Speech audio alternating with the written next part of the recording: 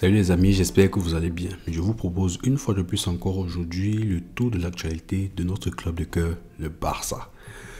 Le mercato estival a été rapidement ficelé par le Barça, bouclant rapidement les arrivées de Joan Garcia, Ronny Bardi, Rashford. Le club catalan s'est aussi délesté de certains joueurs comme Paul Victor, Alex Valle, Pablo Torre, Clément Lenglet, bref, Inigo Martinez, tous ces gens-là. Cela ne devrait plus trop bouger sur les prochains jours, mais ça n'empêche pas de regarder pour l'avenir, à l'instar de Manchester City qui s'est offert Claudio Echeverri. Je ne sais pas si vous vous en rappelez, le petit, bref, on le compare à Messi. Et du Real Madrid qui vient de recruter Franco Mastantuono. Les Blaugrana pistent la toute dernière pépite de River Plate et son nom est Lan Subiabre. J'espère que je prononce ça bien. Jeune ailier droit de 18 ans. Le gaucher est binational argentin et chilien. Un mélange terrible. International U20 avec l'Albi Céleste, ce profil de poche, 1m71, a disputé 14 matchs cette saison pour un but marqué. Je vois y venir les comparaisons quand on entend 1m71 et puis on dit argentin. Attention. Selon TNT Sport, le joueur dispose d'une clause libératoire supérieure à 25 millions d'euros, alors que son agent est l'ancienne gloire argentine Claudio Caniggia. Subiabre est amené à débarquer très vite en Europe. Polyvalent puisqu'il peut évoluer sur les deux ailes, il a brillé lors du dernier championnat d'Amérique du Sud U20 où il a disputé 6 matchs pour 3 buts marqués. Et puis bon, on attend ce que ça peut donner. Attendu donc à disputer la Coupe du Monde U20 du 27 septembre au 19 octobre, Yan Subiabre sera scruté par le Barça lors de cette compétition puisque le club l'a déjà prévu. Cependant, la situation financière du club catalan, comme vous le savez, comme d'habitude, fait que cette option ne sera pas considérée pour ce mercato, mais plutôt pour le prochain. Bon, c'est une affaire à suivre. Je vous tiendrai informé.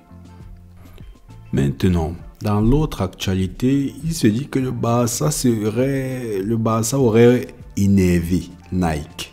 Je vous explique. On dit que le Barça n'a toujours pas utilisé ses nouveaux maillots pour la saison 2025-2026 en match officiel, ce qui a contrarié Nike, son équipementier depuis 27 ans, rapporte le quotidien Sport. La Ligue a interdit au club catalan, je ne sais pas si vous en rappelez, de porter ces 3 nouvelles tuniques, bleu et grenat, jaune en hommage à Kobe Bryant et orange, inspiré des Total 90, lors des 2 premiers matchs de championnat contre Mallorca et Levante. Donc, en cause, pourquoi est-ce que la Ligue a refusé, à ce qu'il se dit, bref, ils l'ont communiqué, des ressemblances de couleurs avec les maillots et les shorts des adversaires. Ces restrictions s'expliquent aussi par le fait que les Blaugrana ont commencé la saison par 3 déplacements en Liga.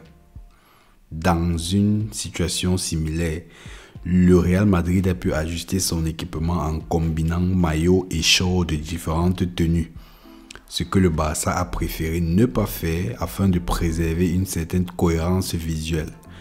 Bonne nouvelle toutefois, le club catalan pourra enfin porter son maillot principal lors du prochain match contre le Rayo Vallecano et la seconde tenue devrait être inaugurée contre Oviedo lors de la 6e journée.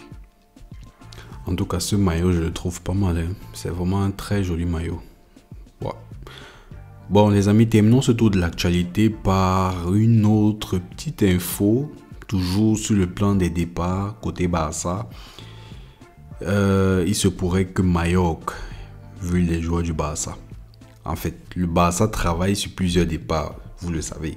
Mais si le dossier Fermín López, dont on a déjà parlé, qui va probablement partir vers Chelsea, mais on ne sait pas, rien n'est sûr.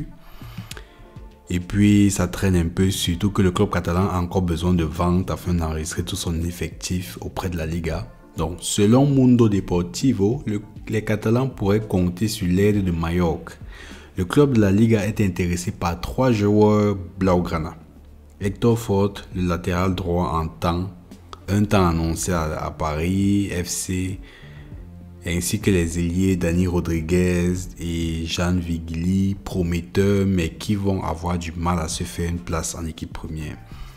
Donc, de toute façon, je vous explique la logique. Le Barça doit dégraisser et ça, c'est tout à fait normal. Vous ne pouvez pas juste dire que vous voulez recruter et puis ne vendez jamais. Et nous, les fans du Barça, on a cette mauvaise habitude que tous les joueurs doivent seulement venir et puis on les adore et puis on ne veut plus jamais qu'ils partent. Ça ne fonctionne pas comme ça. Il y a des joueurs qui vont venir, mais dites-vous aussi qu'en contrepartie, vous devrez céder certains autres. Donc, ça marche comme ça. Tu prends, tu achètes et puis tu dois revendre. Bon les amis, c'est tout pour ce petit tour d'actualité. Dites-moi ce que vous en pensez en commentaire par rapport à ces joueurs qui doivent partir et tout, par rapport, j'ai envie de dire, à la petite guéguerre avec Nike. Je vous attends en commentaire et puis on se retrouve très vite pour une prochaine vidéo. Ciao.